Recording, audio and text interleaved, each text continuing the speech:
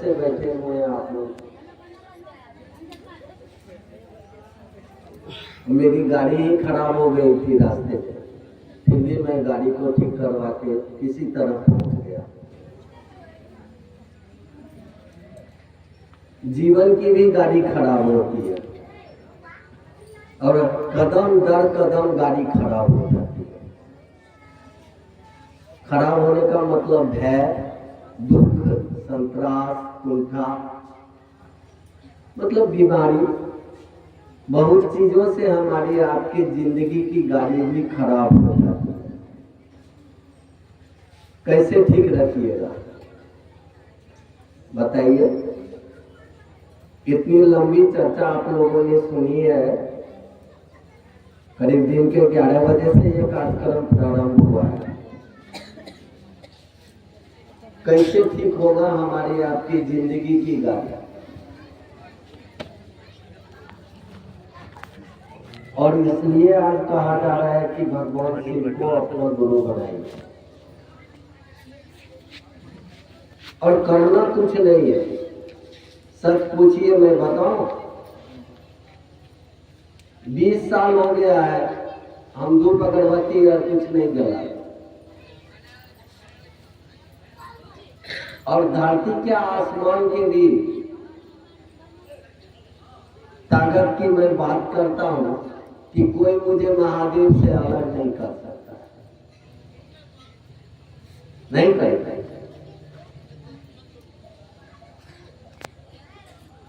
और कुछ नहीं किया होगा। उससे पहले शिव को गुरु मानने से पहले हम खुद पूजा पाठ किए हैं।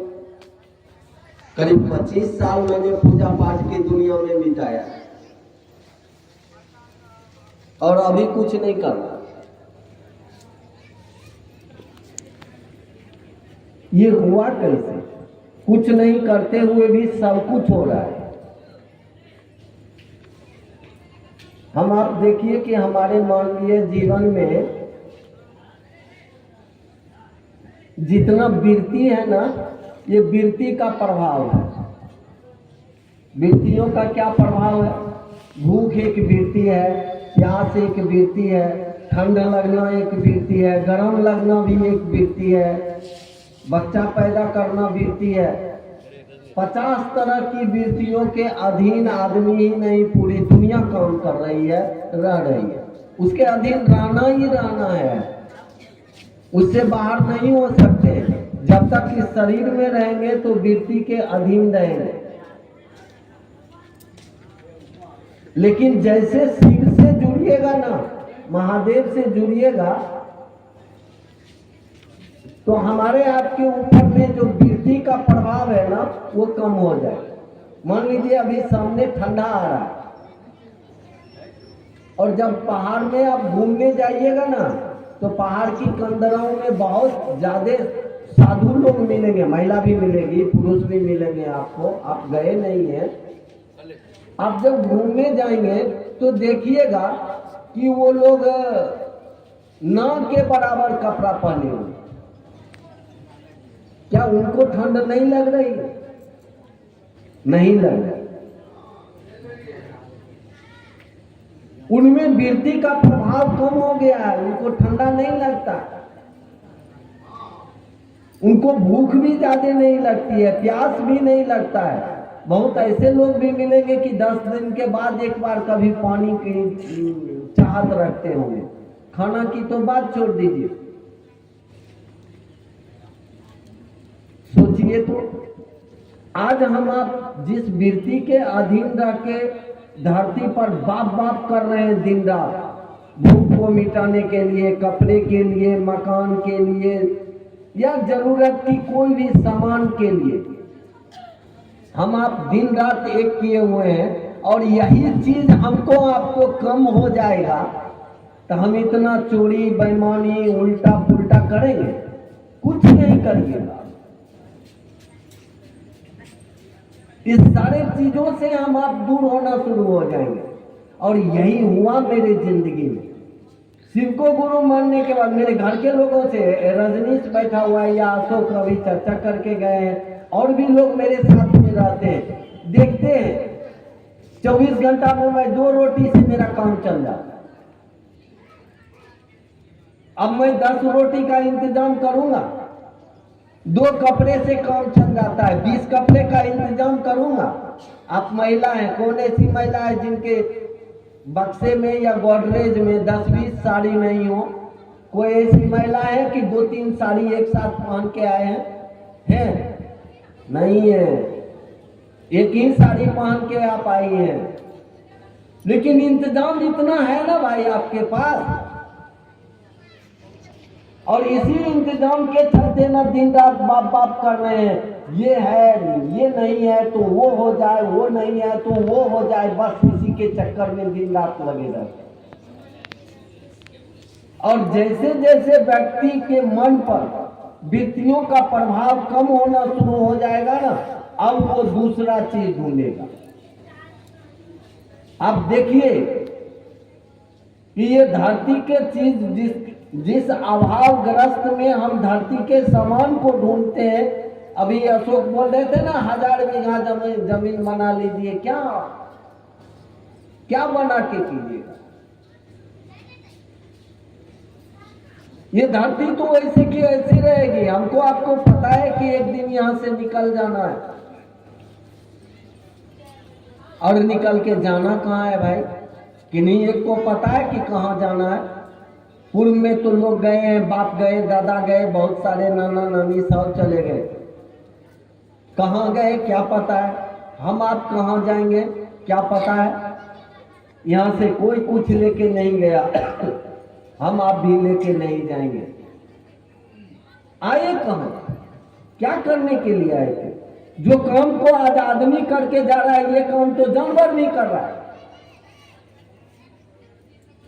आदमी आया है, खाना खाता है, रहता है, कुछ बनाता है, चल देता है यहाँ से। ये काम तो कुत्ता भी कर रहा है। कुतिया भी बच्चा पैदा करती है, रहती है थोड़े दिन, उसके बाद मर जाती। गाय भैंस भी कर रहा है। क्या हम आप जानवर हैं? नहीं है, आदमी है। आदमी में और जानवर में, अन्य जीवों में बहुत फर्क होता है। सबसे बड़ा फर्क होता है कि उसके पास बुद्धि है, खाना खाने की बुद्धि है, बच्चा पैदा करने की बुद्धि है, लेकिन आदमी के पास बुद्धि नहीं, इसके साथ विवेक भी काम करता है। अब बुद्धि और विवेक में अंतर समझ लीजिए, आपको समझ में आ जाएगा। एक माँ 3 दिन से भूखा, उसके बच्चे भी भूखे, और उस माँ को एक थाली में खाना लेके, बढ़िया खाना लेके दे दिया जाए, खाइए आप। क्या माँ पहले खुद को खाना खाएगी? नहीं खाएगी। वो जान रही कि मेरा बच्चा है। जिस बच्चे से वो मोहब्बत करती है, पहले उस बच्चे को खाना खिलाएगी, फिर बचेगा तो वो खाएगी, नहीं तो कहेगी कि 3 दिन नहीं खाए, मरबे नहीं किए, चौथा दिन में कौन चीज मर जाएंगे, देखा जाए। लेकिन 5 को कुत्ता को बुला लीजिए। अब कुत्ता को मांस प्रिय होता है, मांसाहारी होता है। एक थाली में मांस को और चावल मतलब भात को मिला दीजिए, अब 5 को कुत्ता को बुला के थाली को बीच में रख दीजिए। खेल देख लीजिए होता क्या है, आपको मालूम पड़ जाएगा। उसमें जो सबसे मोटा कुत्ता होगा ना, वो सब कुत्ता को पहले मार के भगा देगा, एक को भी थाली में सटने नहीं देगा। मेरे जैसा जो दुबला पतला होगा, उसका तो मुँहे कान नोच लेगा, तो थोड़ा भागता है कि नहीं ना? भगा के अकेले भर थाली खा लेगा। उसको विवेक नहीं है कि अगला बड़ी कमजोर है, थोड़ा उसको भी खाने देते हैं। हम तो थोड़ा मोटा ताजा है, तो हम एक दिन नहीं खाएंगे तो नहीं मरेंगे। लेकिन ऐसा नहीं होता है। यही है, बुद्धि और विवेक में फर्क है। तो हम मानवों के साथ बुद्धि भी है और उसके साथ परमात्मा ने विवेक भी दिया है, लेकिन हम लोग विवेक से कम नहीं लेते। इसलिए अशोक इतना देर बोल के गए कि आदमी में आदमी का गुण ही नहीं रह गया। कोई जाति में बट गया, कोई वर्ण में बट गया, कोई खान पान में बट गया, कोई तेरा मेरा में बट गया, कोई मान सम्मान में बट गया, कोई रुपया पैसा में, कोई धन दौलत में बट गया, सब अपने आप को बांट लिया। स्थिति यह है कि पत्नी सही हाल न पति को बता रहा है और न पति सही हाल पत्नी को बता रहा है। जितने भी यहाँ पर पवित्र रिश्ते मानव के थे सब टूट गए, सब खत्म हो गया। आदमी आदमी लायक रहा ही नहीं, और जब आदमी लायक नहीं रहेगा तो क्या पूजा, क्या पाठ, क्या करिएगा, क्या हो जाएगा। गुरु क्या करते हैं, धीरे धीरे अपने शिष्य पर जो जिस वृत्तियों में उन्होंने बांधा था, देखिए यहाँ वही परमात्मा एक से अनेक में बदल के आया है, लेकिन यहाँ रहने के लिए उसको बंधन में रहना है। बंधन में नहीं रहेगा तो रह नहीं सकता है, ध्यान रख लीजिए। इसको बांधा गया है, जितना जीव है धरती पर सबको बांध के भेज दिया है। सब में वही है, शिव को अलग से बुलाने की जरूरत नहीं है, लाने की जरूरत नहीं है। यही समझने वाला विषय है। वह शिव हमारे आपके अंदर में है। दिक्कत क्या हुआ है, बंधनों के अधीन आया।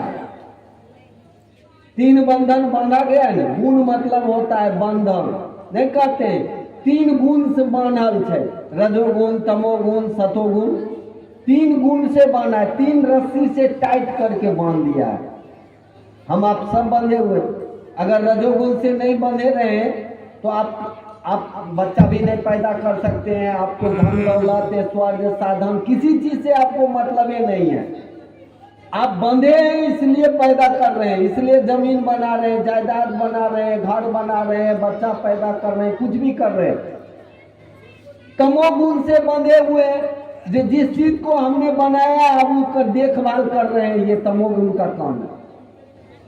सतोगुण का काम है कि नहीं, यहाँ कुछ अपना है नहीं, बाप दादा चले गए, सब चले गए, ये हमू चले जाएंगे। बहुत दिन तक इसका उगड़वाही किए, बहुत दिन तक इसकी रखवाली की है, नहीं यहाँ कुछ रहने लायक नहीं है बाबू, जाना है। वही सतोगुण आपको उठा के ईश्वर के तरफ लेके चलता है। तो अंतिम में देखिएगा ना, जब बूढ़ हो जाएगा और जब शरीर नहीं काम करेगा, इसलिए लोग बोलते हैं भक्ति के समय न हो, बूढ़ होते तब न भक्ति करते। रे ससुरा, शरीर कामे नहीं कर रहा है, अब तो भक्ति कौन चीज करेगा।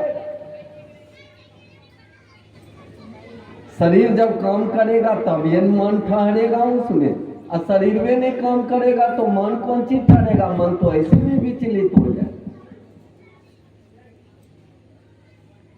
तो वो गुरु के रूप में क्या करते हैं, हमारे आपके मन पर जिन जिन चीजों का प्रभाव है, जो हमको आपको प्रेम नहीं करने देता है, उस प्रभाव को अपनी दया से काट के अलग करते रहते हैं। तो सबसे ज्यादा प्रभाव क्या होता है, वृत्ति का प्रभाव है। भूख एक वृत्ति है, उसका प्रभाव है। काम मतलब बच्चा पैदा करना एक वृत्ति है, उसका प्रभाव होता है। प्यास एक वृत्ति है, उसका प्रभाव होता है। उसमें सबसे बड़ी वृत्ति जो होती है उसको कहा गया है डर। डर सबसे बड़ी वृत्ति है। हम आप डर के अधीन ही, देवता भी साला डरता है। अरे माफ करिएगा, मेरी आदत खराब है। आदत क्या, मैं अघोरी के साथ रहा हूँ, शब्द पर मुझे ये नहीं रहता है, मैं बोल क्या रहा। ये डर जो है ना, डर के अधीन कि हम अभी खेती नहीं करेंगे तो आगे खाएंगे क्या, आपके मन में डर है। हम इतना धन उपार्जन नहीं करेंगे तो हमारे बेटी की ब्याह कैसे होगा, ये डर है। एक बात मैं बताऊं, शिव को गुरु मानने के बाद डर जो है, ये भय वृत्ति उसको बोला जाता है, ये धीरे धीरे कम हो जाएगा। कैसे, इसलिए कि हमारा आपका मन इस बात को समझना शुरू कर देता है, सब तो महादेव के दया से कि हमार बेटी के बियाह नहीं होते, जे होते महादेव को भरोसा पर रहे। देखिए अब आप निर्भय हो रहे हैं, कब निर्भय होता है आदमी? जब उस पर निर्भर हो जाता है, जब उस पर अपना सब भार छोड़ता है। हम लोग तो कस के पकड़े हुए हैं, इसलिए महादेव की तरफ नहीं जाते। लेकिन शिव की दया जो होगी ना, तो उसमें क्या होगा कि हम लोग धीरे धीरे महादेव पर छोड़ेंगे। दुनिया चलवे छथिन, हमरा नहीं चले छिन, हम तो उनका चेला चेली छिए, चलेबे करथिन। जैसे जैसे निर्भर होइएगा, आपके अंदर का डर खत्म होगा। डर खत्म होगा तो ये वृत्तियां भी जो है, जो सबसे बड़ी वृत्ति है, ये वृत्ति का प्रभाव भी हम पर आप पर खत्म होना शुरू होगा। तो 10 रोटी का इंतजाम करते थे, अब 2 रोटी में गरीब का काम चल रहा है। 8 रोटी काहे इंतजाम करेगा भाई, 2 में काम चल जाएगा। देखिए धीरे धीरे धीरे धीरे उस महादेव की दया से हम पर आप पर जो प्रभाव है वृत्तियों का, वो धीरे धीरे समाप्त होता है। मैं बताऊं, शिव को गुरु मानने के बाद मेरा धंधा बहुत बड़ा था। एक बार मेरे महादेव ने मुझे इस धंधा करना ही मना कर दिया, मना कर दिया। मेरा 10 को दुकान था शराब का, मैं शराब बेचता था, लाइसेंसी दुकान था, मैं टेंडर देता था, शराब बेचता था। शिव को गुरु मानने के बाद उन्होंने मुझे कहा कि दूसरे के जिंदगी में जहर घोलते हो। तो मैंने महादेव को कहा कि हम क्या ऐसा करते हैं कि दूसरे के जिंदगी में जहर घोलते हैं। तब उन्होंने मुझे कहा शराब बेचते हो। हम चुप हो गए, शराब बेचते थे, उन दिनों मेरा दुकान था। कहा ये शराब मीठा जहर है, ये काम तुम नहीं करते। हमने बंद कर दिया, मेरा करोड़ों रुपया का चला गया, व्यापार बंद हो गया। स्थिति यह हुई, अब 2 रुपया पान खाने के लिए भी सोचना पड़ रहा है कि रजनीश मिलेगा तो कहेंगे क्या, या ओम प्रकाश जी के दुकान पर रुकेंगे, कहेंगे भाई आए पान खिलाई दो, दूसर दिन पैसा होते ही कह दो। ये स्थिति हो गई मेरी। मैं ये नहीं समझ रहा था कि ये हो क्यों रहा है, अब समझता हूं। और मैं बताऊं, जहां से ये चीज खत्म हुई, वहां से एक नई चीज पैदा होती है। याद रखिएगा इस बात को कि जिस पैसे के लिए मैं शराब बेचता था, दुनिया का घटिया काम करता था, महादेव ने रहने ही नहीं दिया और मैं उदास हो गया था। और धीरे धीरे धीरे धीरे उस महादेव ने ऐसा कर दिया, अब तो मैं पैसा को लतियाता हूं, हटो तो मुझे नहीं चाहिए, मुझे नहीं चाहिए। अभी 10 लाख रुपया, मिनिमम 10 लाख रुपया मेरे बेटा का सैलरी है, और उसमें भी व्हाइट मनी। सोच लीजिए कहां महादेव पहुंचाया है। 1 रुपया नाजायज नहीं, बढ़िया इंजीनियर है, 10 लाख का महीना है उसका। समझिए तो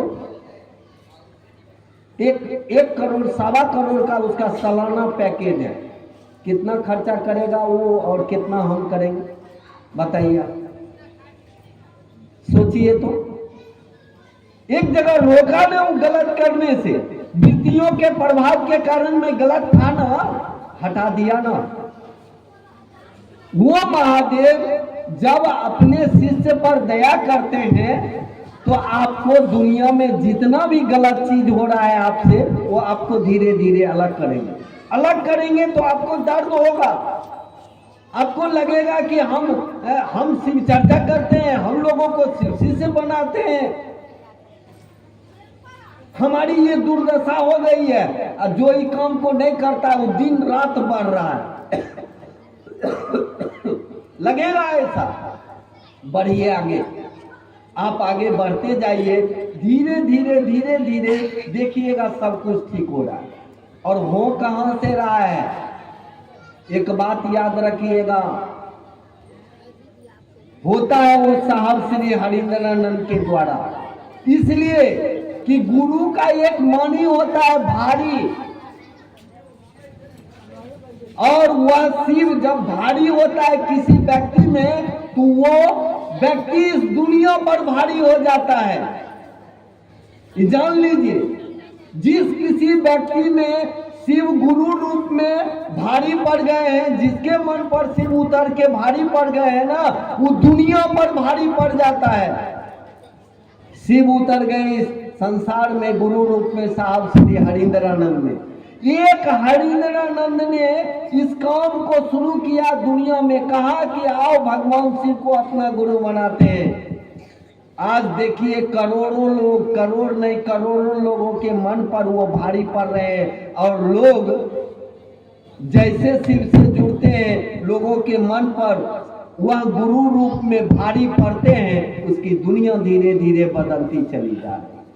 यही कहने के लिए आया कि आप भी शिव से, उस गुरु से जुड़े रहिए। आप भी उस हरिंद्रानंद दीदी, नीलम आनंद से आप जुड़े रहिए। आपके मन मस्तिष्क पर एक दिन ऐसा भारी पड़ेंगे, आप जगत में भारी पड़िए नहीं पड़िए, आप अपने गांव में, अपने परिवार में, अपने समाज में इस तरह से शिव को लेके भारी पड़ जाइएगा, जो चाहिएगा वही होगा। आप साहब दीदी के साथ लगे रहिए, जगे रहिए। आप उनके सूत्रों का सहारा लीजिए। उनके सूत्र में ताकत नहीं, उनके सूत्र में उनकी ताकत काम कर रही है। साहब दीदी की, महादेव की ताकत काम कर रही है। एक दिन वो ताकत आपको इस दुनिया में एहसास करा देगा कि शिव से बढ़िया कुछ नहीं है। और जाते जाते भी इस धरती से लगेगा कि हम जा नहीं रहे हैं, हम हैं, हम वही करेंगे जो हमारे शिव ने मुझे कहा है करने के लिए। बहुत चीज शरीर में नहीं भी रह के किया जाता है। आप इस चीज को अभी नहीं समझिएगा, मैं अघोरी के साथ रहा हूं इसलिए समझता हूं। धीरे धीरे आप बढ़िएगा, आप समझते चले जाइएगा जो साहब दीदी ने इस दुनिया को क्या लेके दे दिया, उस शिव को खुद में उतार के दुनिया को शिव दे दिया है। आप उससे जुड़े रहिए, आपकी भी जिंदगी शिव में, सुख में, प्रेम में हो जाएगी। इन्हीं शब्दों के साथ आप सभी लोगों के चरणों में मेरा प्रणाम।